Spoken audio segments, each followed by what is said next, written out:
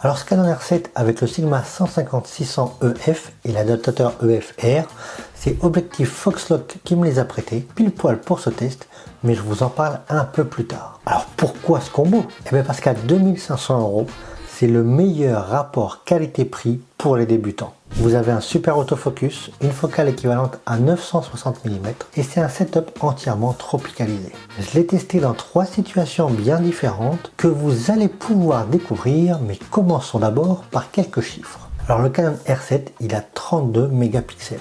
Ça vous permet de bien cropper en post-traitement, surtout que c'est un APS-C, donc vous avez déjà un crop factor de 1,6.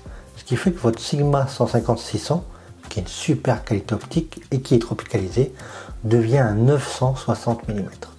Il nécessite forcément un adaptateur, ce qui permet d'avoir aucune perte de l'autofocus. En détail, le prix au moment de cette vidéo, le R7 est à 1400 €, le Sigma à 900 € et l'adaptateur à 200 €. Alors les chiffres c'est bien, mais voyons voir ce que ça donne sur le terrain. Le premier test a lieu pendant que j'encadre un stage immersion.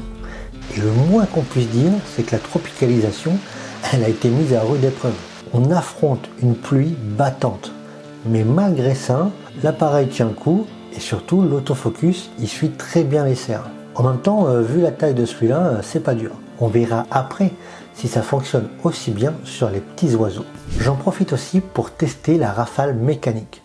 15 images par seconde. Ça permet de figer quelques moments vraiment sympathiques. Alors je vous garde ma photo préférée pour la fin de la vidéo, mais profitons-en un peu pour parler du cerf. Le cerf Elaphe, Cervus elaphus. C'est le roi de la forêt et pourtant il vivait autrefois dans les grandes plaines européennes. Mais il a été victime de la chasse et il s'est réfugié dans la forêt. Alors il s'y cache dans un abri précaire où il peut vivre en grand troupeau. Une harde.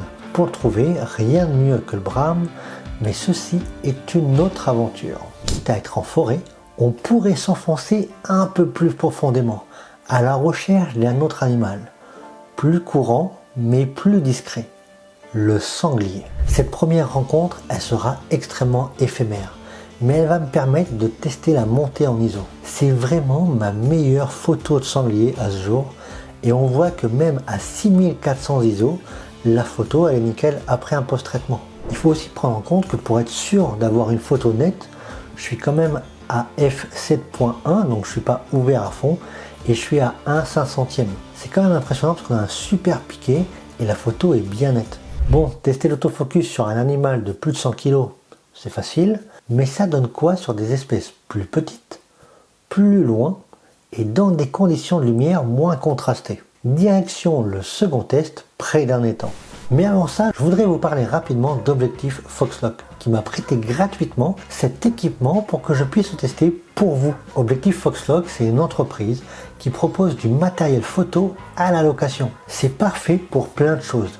Tester du matos avant de l'acheter, se faire plaisir avec du matériel haut de gamme qu'on ne pourrait pas s'acheter, ou même se prendre du matériel spécifique pour un voyage. Ils ont un énorme catalogue, des prix ultra compétitifs et sont disponibles dans toute l'Europe. Je vous mets les liens en description, un grand merci à eux pour cette collaboration. D'ailleurs, si vous voulez d'autres tests de matériel, n'hésitez pas à me dire en commentaire quel boîtier et quel objectif vous aimeriez voir dans les prochaines vidéos. Et si vous laissez un petit like, vous augmentez les chances de voir ces vidéos arriver. Sur l'étang, le test va être un peu plus compliqué.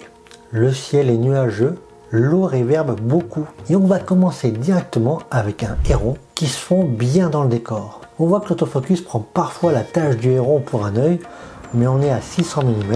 S'il fait la mise au point sur cet endroit, mon héron il restera net même à pleine ouverture. Je suis quand même assez impressionné, c'est la première fois que j'utilise un boîtier qui détecte l'œil de l'oiseau. Et ça marche méga bien. Ça devient un peu le Bronx quand il y a plusieurs oiseaux. Mais ces situations, elles sont quand même extrêmement rares. Dès qu'on n'a que quelques individus, l'autofocus reprend ses esprits.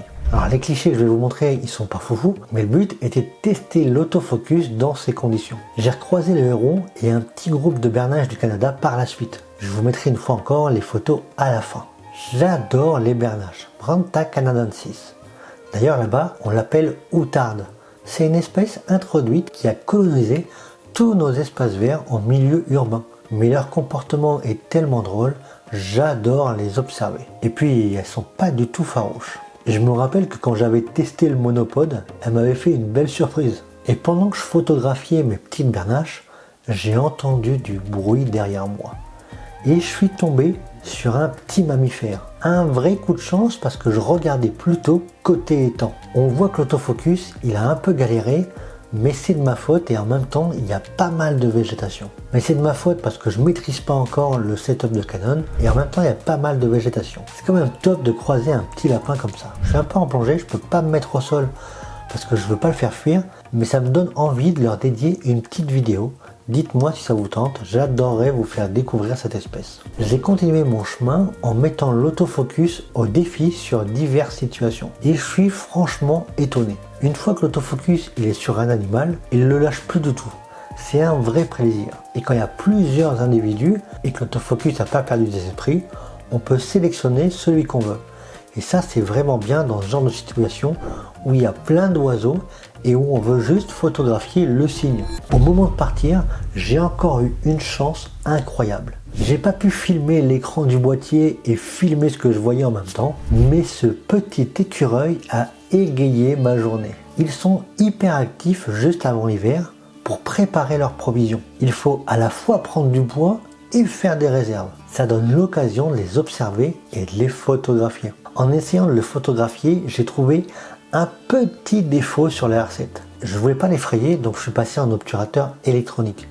Ça permet de passer la rafale à 30 images par seconde. Ça marche aussi en rafale RAW, mais j'ai trouvé qu'il y avait un petit retard au déclenchement. C'est pas grand chose, c'est peut-être moi qui suis habitué à mon G9 qui prend des photos avec une pression minime, mais là c'est quelque chose qui m'a fait tiquer. Et en photo animalière, la réactivité, ça doit être instantané, avec du pré-shot en plus si possible. Et là, j'ai remarqué, sans faire de test en laboratoire ni rien, donc bon, ça veut peut-être dire qu'il y a un truc. En voulant vérifier sur internet et tout, si c'était moi ou l'appareil, j'ai lu pas mal de tests forcément, qui mettaient surtout en avant un problème de rolling shutter avec l'obturateur électronique. Du coup, on va aller faire des photos d'oiseaux dans le jardin pour voir si on y est confronté. Je me mets en place à l'intérieur, direction ma mini drink station. Il y a régulièrement du monde qui vient grignoter ou se baigner. Je me mets à 1/1600e et f5.6. Mon but, c'est d'arriver à faire une grosse rafale sur un oiseau en vol pour créer un rolling shutter. Bon, spoiler alerte, j'en ai pas eu. Mais l'autofocus m'a fait quelques trucs bizarres de temps en temps. Soit il ne suit pas du tout l'oiseau, soit il me fait le focus n'importe où. Bon, après je suis pas un expert Canon et c'était très épisodique, mais ça m'a frustré de temps en temps. Alors que parfois il décroche pas du tout. Comme avec ce pinson des arbres, l'autofocus se cale dessus et ça ne bouge pas. Elle est toute médium cette Madame Pinson. Fringilla coelebs. Si vous avez des mangeoires accrochées ou pendantes, vous trouverez souvent le pinson en dessous. Il préfère ramasser les graines par terre que dans les mangeoires. D'ailleurs, j'adore le chant du pinson. Écoutez ça.